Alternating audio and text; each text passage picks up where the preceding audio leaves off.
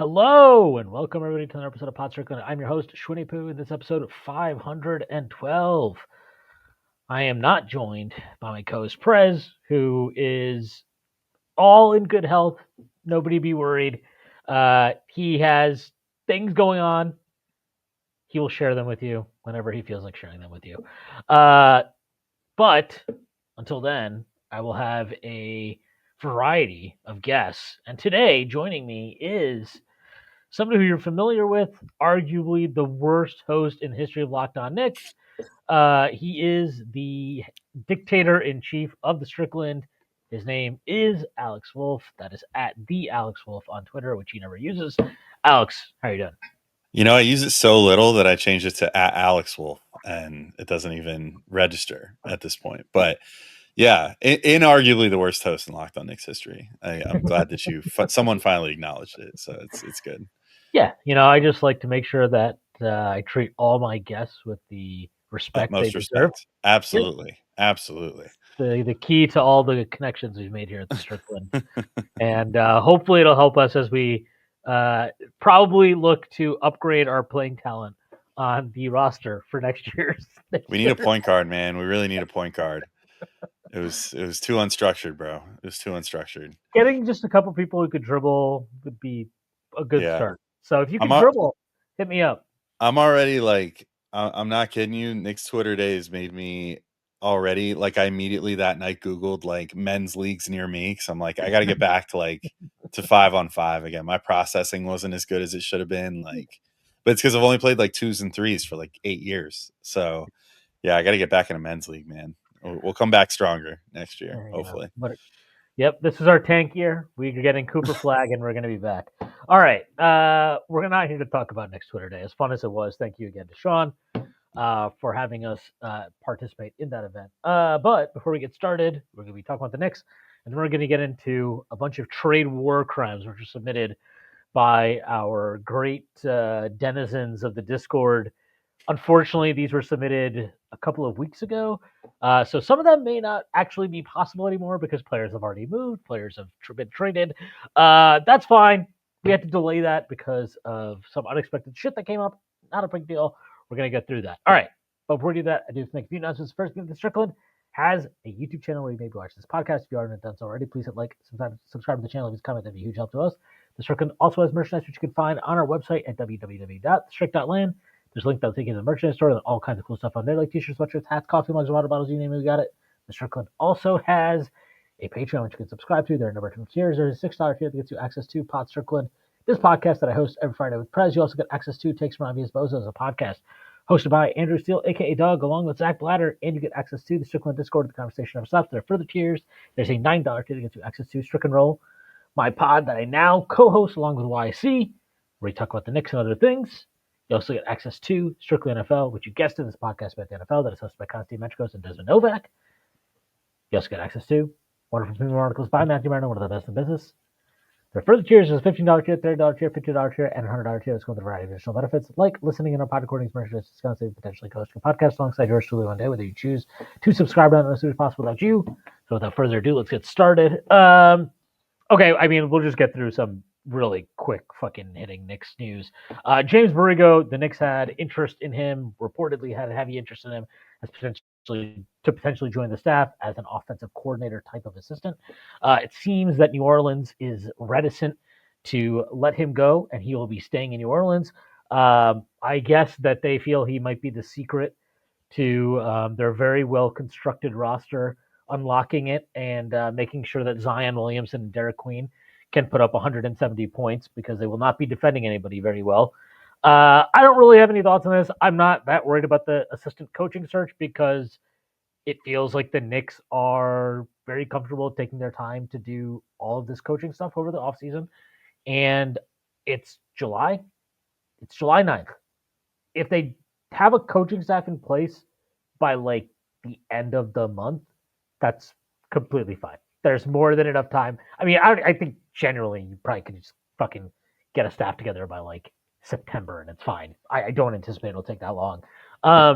But yeah, I'm not that worried about this. They are reportedly going to be keeping a number of assistants from last year's staff, including Rick Brunson, although he is likely to be demoted from the associate head coach position, which is probably good because Rick Brunson might be the least qualified associate head coach in the NBA.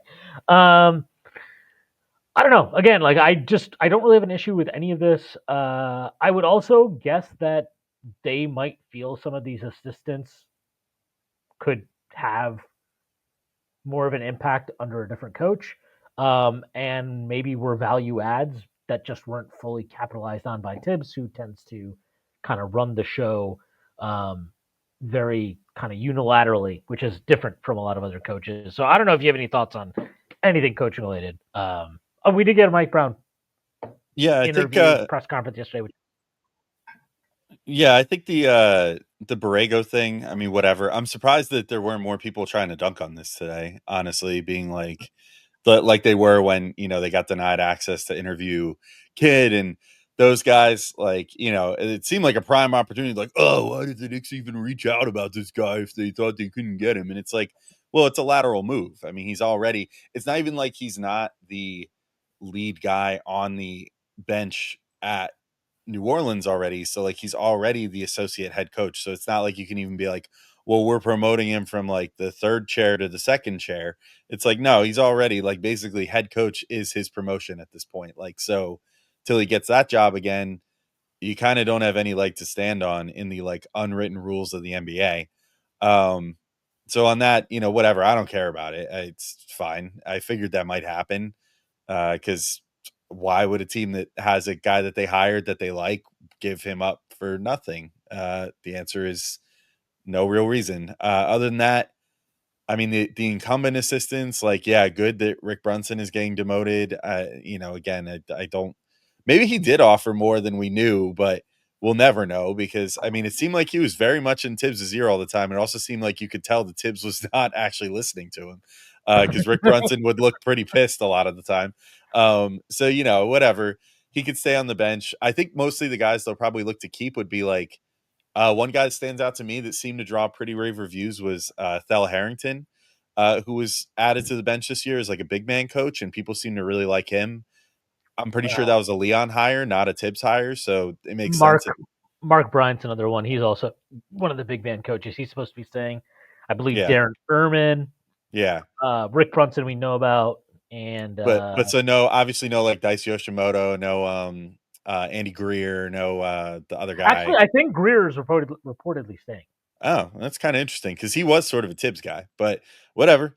I mean, that's fine by me. I don't really care. I mean, as long as they build out a good staff, like you got a new guy at the top. He's going to handpick a few guys. Hopefully, Leon handpicks one or two, and they're in good shape. But um, yeah, it doesn't really bother me that whole thing. I'm like, I don't really.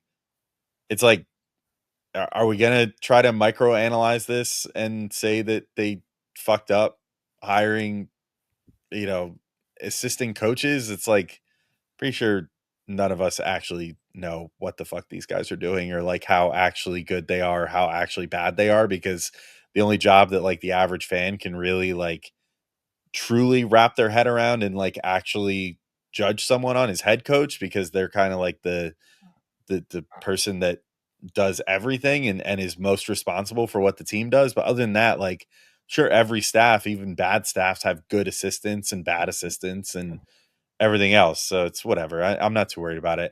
I will say go get Mike Nori if you can. That would be pretty cool. Just because I want to hear all of his interviews. He seems really entertaining. And I don't know, he seems smart. So other than that though, whatever. I'm not too pressed about anything. Like I'm with you. Like get done by the end of the month or like first week of August, something like that. Then plenty of time to get on the same page with players, hopefully get them in the practice facility ahead of training camp and stuff and get guys working out and on the same page. That's all I really care about. Yeah, and I'll tell you who else doesn't seem to care much about the fucking state of the coaching staff are Jordan Clarkson and Gershon Yabusele since they signed with the Knicks before Mike Brown even was officially hired. So Yeah. yeah, I'm not that worried about this. I think I will just continue to believe they have earned the benefit of the doubt and a fucking assistant coaching staff, like filling out the coaching staff is not the thing that I am going to be losing my mind over at all at any point this offseason. If other people want to do that, feel free, have a blast. The Knicks also have Summer League coming up that will be starting on Friday. I have no fucking idea who they play on Friday. Don't really care.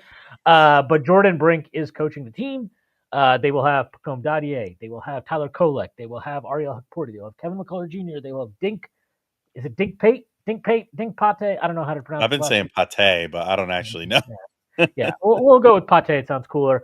They have a couple other guys. They have the kid they just drafted, Muhammad Diarwara. They have James Najee, who was actually a part of the Karl Anthony Towns trade. They acquired him in that trade from the Charlotte Hornets. Um, so yeah, they have some players that I think will be interesting to see how they look. Um, is there anybody that, I mean, obviously, I think everybody's obviously very interested to see how Kovalik looks, Dadier, Huckforty, McCullough, the guys they drafted last year. But aside from like the obvious, is there anybody that you're kind of like, oh yeah, I'm definitely curious to see what this guy can do? Yeah, I mean, I'll just say of the incumbents, like Dadier is the one that I'm for sure the most interested in seeing. I mean, Diawara, I definitely want to see what he's got going on. I mean, he's got the physical measurables, like, so he might be one of those that surprises us and shows out in summer league, and then you go, oh wow, I mean, I guess this guy was a steal. Um, and maybe has like defensive tools or whatever that make you think, oh, okay, they're gonna actually like sign this kid to like a two-way deal right away or something like that, or maybe even to that like final roster spot at the end of the bench, just if they really think that he could do something. McCullough kind of same deal in terms of like we barely got to see him at the pro level last year, but um, I think that he showed some stuff even at the pro level, but definitely Westchester like was getting, I think, flirting with triple doubles pretty much every night, had a very like Josh Hart kind of profile to him. So if he comes out and looks really strong, that would be really cool. And then I guess other than that, I mean, for coolest name award, I'm just so intrigued to see what he's going to do. Luka Skuka, Mm. uh, coolest name by far. But I actually looked him up. First off, he looks just like Zach Blatter. He looks like a basketball playing Zach. It's kind of crazy. Um, Whoa, but whoa, Zach played basketball. What are you doing? okay, like a professional basketball playing Zach with like muscles and stuff. Um, but yeah, he kind of looks like Zach a little bit, so that's cool. But also, I mean, his game seemed kind of intriguing. He's like I think like 6'8", 6'9" wing type dude that he seems to maybe have some shooting ability or something. But also James Najee, definitely I'm intrigued by, because you look at him and like that dude is like pure physical tools. Like he's like super broad shouldered. I think he's 7 foot with like a pretty high plus wingspan.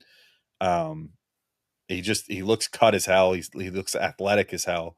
So it's kind of like if you can get something out of him, I mean, even if he just becomes like your new better version of Jericho Sims that is like the freak athlete, but actually the right size to play center, and with better defensive instincts to like block shots and stuff, that would be kind of dope. Like that's another guy that I think maybe is a sleeper for that final roster spot, as they kind of, I think we'll probably look to build out that end of the bench with some centers and whatever potentially if they can.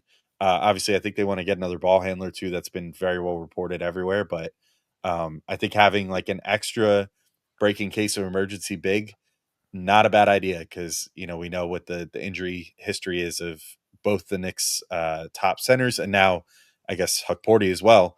Having last year end with a knee injury, so I think any insurance blankets that or security blankets, insurance policies they can get out of this summer league and potentially, get the inside track on something like that. That's intriguing to me. So Najee is definitely right up there as far as those guys go.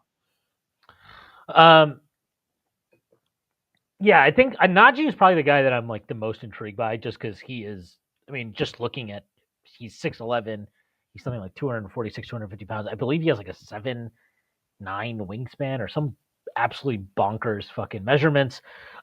He's a freak athletically. Like if you just watch any clips of him, he is.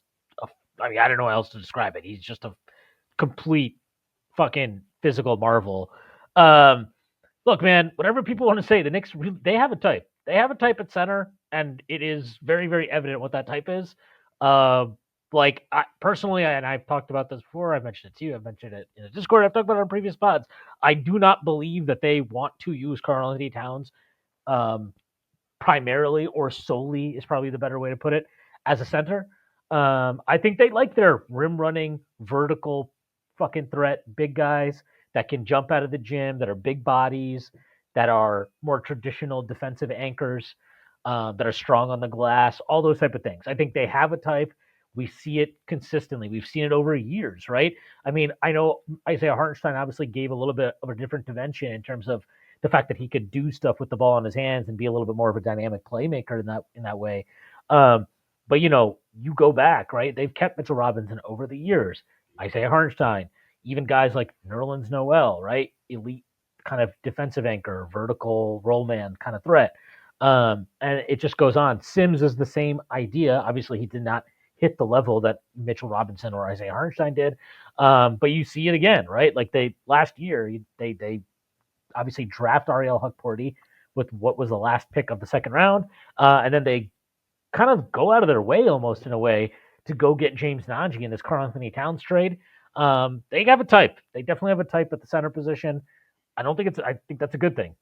They kind of have an idea of what they want at that position, and they have definitely done a good job, at least of acquiring guys that kind of hit and kind of check off the boxes of certain physical tools and archetypes or whatever I guess you want to say that they like at the position. So I'm definitely excited to see James Nagy, and then yeah, obviously I think of all the kind of second year players that are going to be there next this for the Knicks, um, Pacome will definitely be the one that garners the most interest. But I will also say I am intrigued to see Dink Pate. The highlights are fun. The percentages, the box score numbers, not so much. So we'll see what he can do at summer league. See if he can earn his way onto a 2A or an Exhibit 10 or something to stick with the organization in some capacity. Because there are some. I mean, his measurables again: 6'8", 210. He's a true athlete. Um, there's stuff there that's intriguing. So we'll see what the Knicks can do. Okay. All right. I think that covers all of the necessary current events, Knicks portion. Oh, Devin Booker just got extended 2 years, 145 million. I have no idea why the Suns feel like they needed to do this right now. Um, Kudos to them, I guess. They're great. I hope they're having a fun offseason. I don't Kudos know. to Booker for finessing 75 million a season out of a team that is going nowhere right now. Like, I cool. I don't. I'm kind of like thinking about this. Like, I'm pretty sure he's untradeable now. Like, I don't know why any team would want to trade for that contract at this point. They'd be And like, also, like, why would they want to extend him now and just, yeah, get rid of any ability? Like, let's just say it all goes so belly up this year. Like, and by the trade deadline, everyone's miserable, including Booker. Like, now you've basically just painted yourself in a corner. Well, like, can't they, after handing out that extension, are they allowed to trade him by December 15th? Or are they not allowed to trade him this season now? I am not sure what the rule is with that, but I let's. can't I keep mean, up anymore, man. The even if CBA they is could, terrible.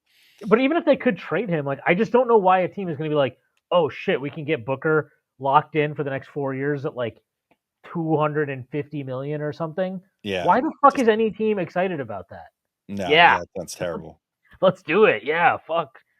If I can get Devin Booker for 200, like it's crazy. I don't get it. He also has 2 years left on his existing contract minimum. I think he's a player option on the third year, like Towns. He has the same exact contract as Towns actually.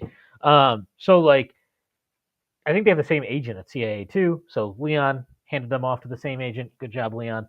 Um, yeah, I don't get it. I think because it'd be crazy to me if the Knicks if we get a fucking Shams update, it's like oh the Knicks extended Karl-Anthony Towns. I'd be like, I wouldn't even care about the dollar number. I'd be like, why?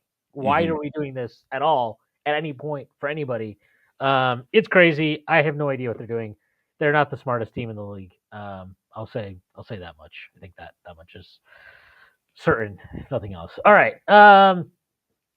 Are you ready? Are you ready for the trade war crimes that we have been submitted by our wonderful, I'm wonderful always ready Discord for mock members? trades, dude. I love mock trade drafting, grading, whatever. Yeah, it's amazing. Let's do it.